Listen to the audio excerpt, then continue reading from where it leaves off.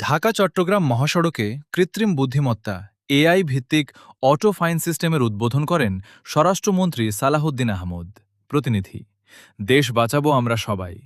মহাসড়কে নিরাপত্তা ও ট্রাফিক শৃঙ্খলা নিশ্চিতকরণ, দুর্ঘটনা হ্রাস এবং ট্রাফিক আইন লঙ্ঘনকারীদের বিরুদ্ধে দ্রুত, কার্যকর ও স্বচ্ছ প্রযুক্তিনির্ভর ব্যবস্থা গ্রহণের লক্ষ্যে ঢাকা-চট্টগ্রাম মহাসড়কে আনুষ্ঠানিকভাবে যাত্রা শুরু করেছে আধুনিক কৃত্রিম বুদ্ধিমত্তা বা এআই প্রযুক্তি নির্ভর অটো ফাইন সিস্টেম।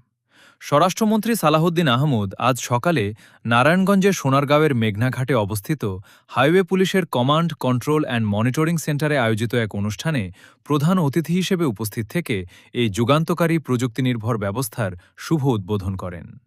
অনুষ্ঠানে মন্ত্রী বলেন, হাইওয়ে পুলিশ মহাসড়কে শৃঙ্খলা ফিরিয়ে আনার উদ্দেশ্যে আজকে একটি যুগান্তকারী পদক্ষেপ বাস্তবায়ন করতে যাচ্ছে, যার মাধ্যমে সামগ্রিক ট্রাফিক ব্যবস্থাপনায় একটি বৈপ্লবিক পরিবর্তন আসবে।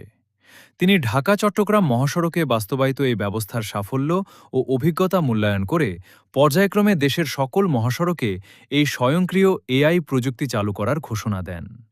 মহাসড়কে যে কোনো ধরনের অবৈধ চাঁদাবাজি বন্ধের বিষয়ে কঠোর হুঁশিয়ারি প্রদান করে মন্ত্রী বলেন, মহাসড়কে চাঁদাবাজির প্রবণতা, তা মালিকপক্ষ, শ্রমিক ফেডারেশন কিংবা পুলিশের যে কারো পক্ষ থেকেই হোক না কেন, সবকিছুই এই সিসিটিভি ও এআই ক্যামেরায় রেকর্ড হিসেবে জমা থাকবে। ফলে এই অপরাধমূলক প্রবণতা অনেকাংশে হ্রাস পাবে এবং সাধারণ জনগণের সার্বিক সহযোগিতায় মহাসড়ককে সম্পূর্ণরূপে চাঁদাবাজি মুক্ত করা সম্ভব হবে।